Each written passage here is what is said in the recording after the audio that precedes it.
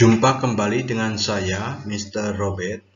Kali ini kita akan belajar operasi hitung campuran berbagai bentuk pecahan. Pecahan biasa, pecahan campuran, pecahan desimal, dan persen. Pada video sebelumnya, kita sudah belajar mengenal berbagai bentuk pecahan, penjumlahan dan pengurangan, serta perkalian dan pembagian pecahan. Mari kita mulai. Sebelum kita membahas soal tentang pecahan campuran, maka ada baiknya kita mengenal tabel sederhana bentuk pecahan. Kalau kita hafal dengan berbagai bentuk pecahan ini yang senilai, tentu akan memudahkan pekerjaan. Misalnya 1/4 itu dalam bentuk desimal 0,25, dalam bentuk persen 25%. 3/4 sama dengan 0,75 atau juga 75%.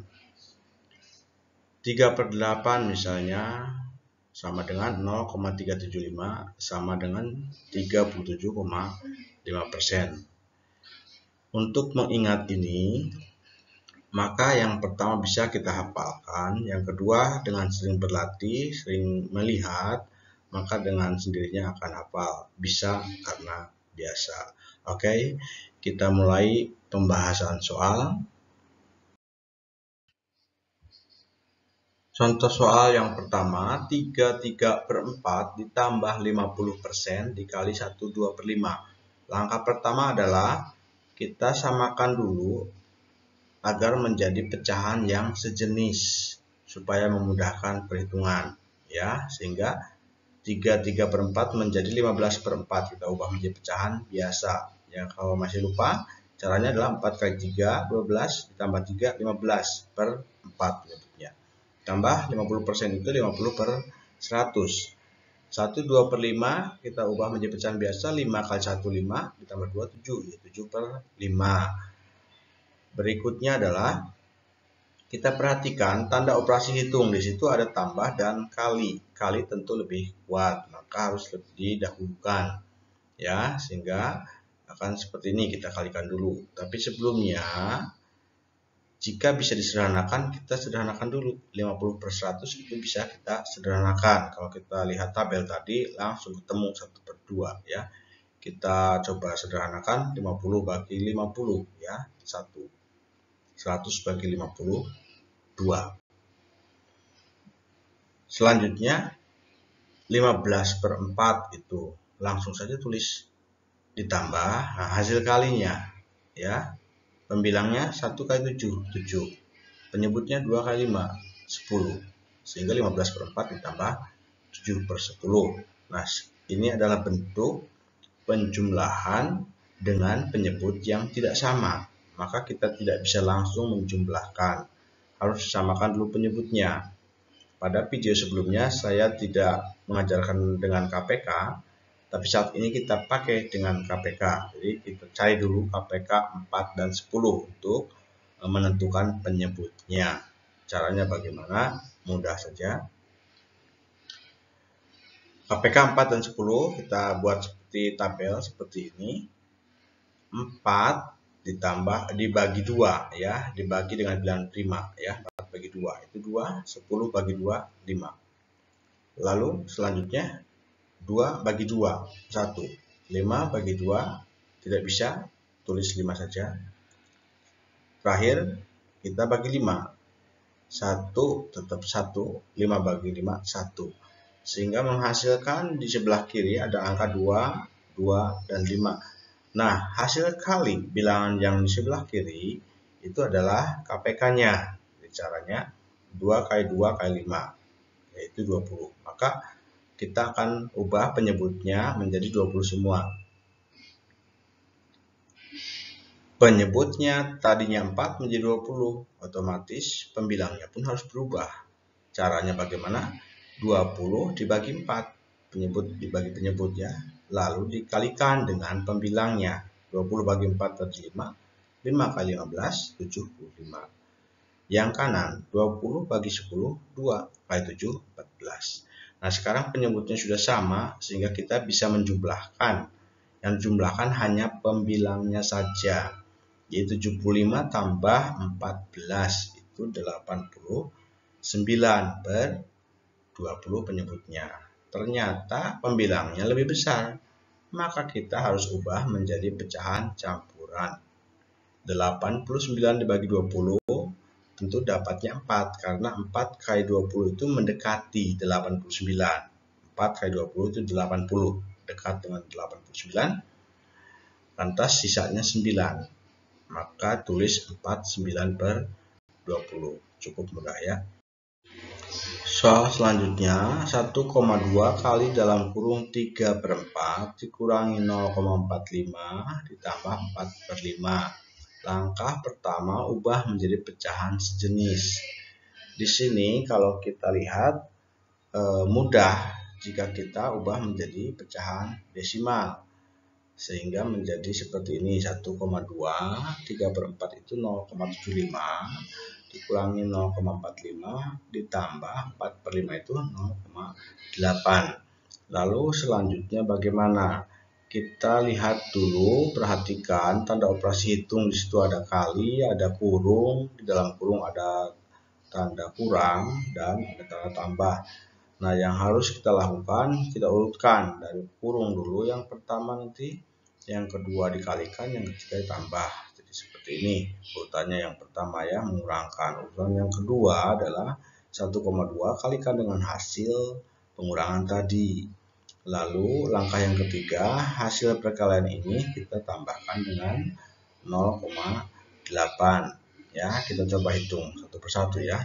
0,75 kurangi 0,45. Caranya seperti ini.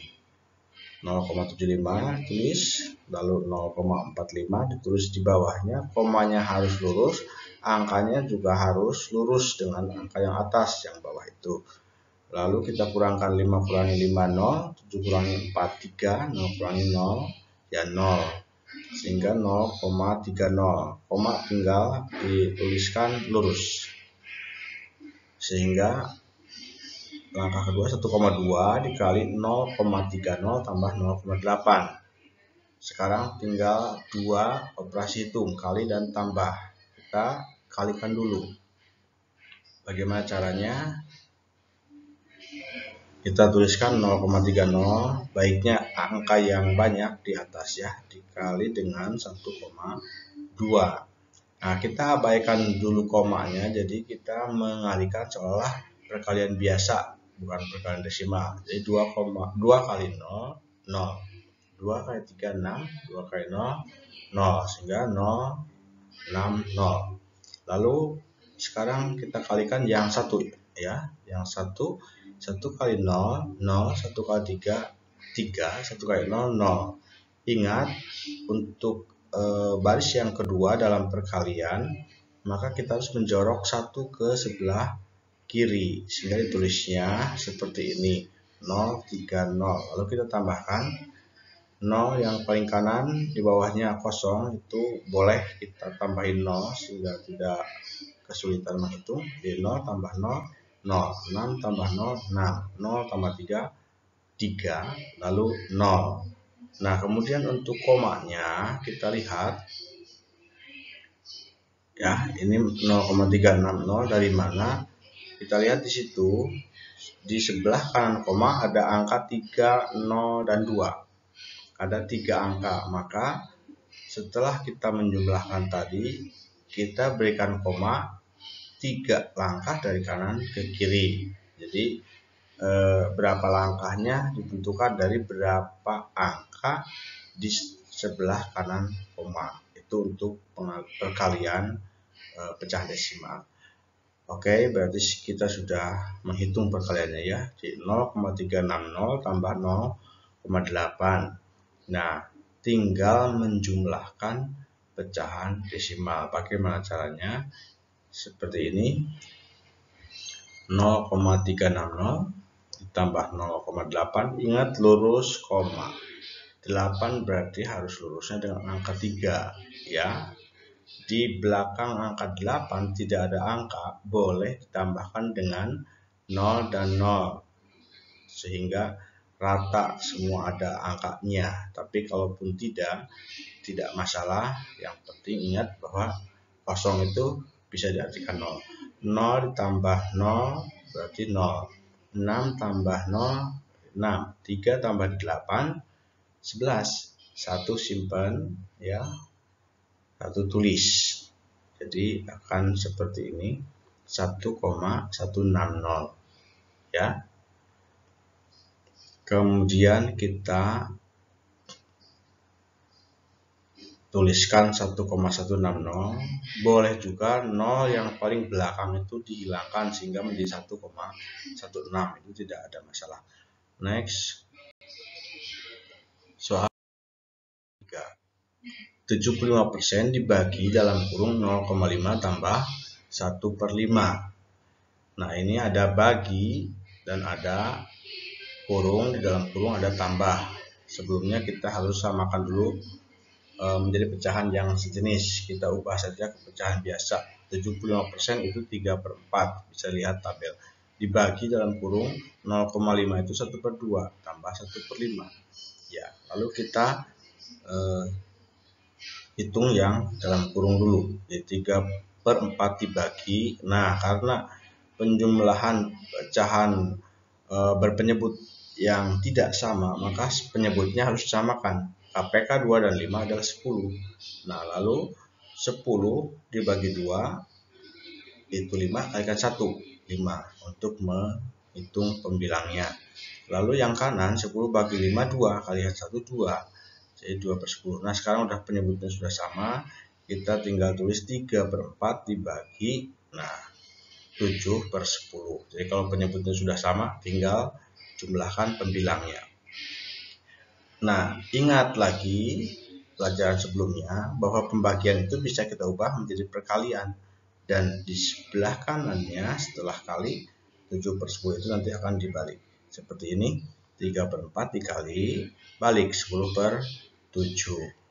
Nah, lalu boleh kita sederhanakan dulu. Di situ 4 dan 10 bisa kita sederhanakan ya. Jadi 10 dibagi 2 itu 5. 4 bagi 2 2.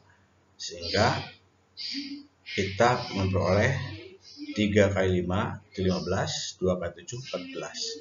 Ternyata pembilangnya masih lebih besar dari penyebut, sehingga kita bisa ubah ke pecahan campuran. 15 bagi 14 dapat 1. 1 kali 14 itu 14, berarti sisanya 1. Maka tulis 1/14. Selesai.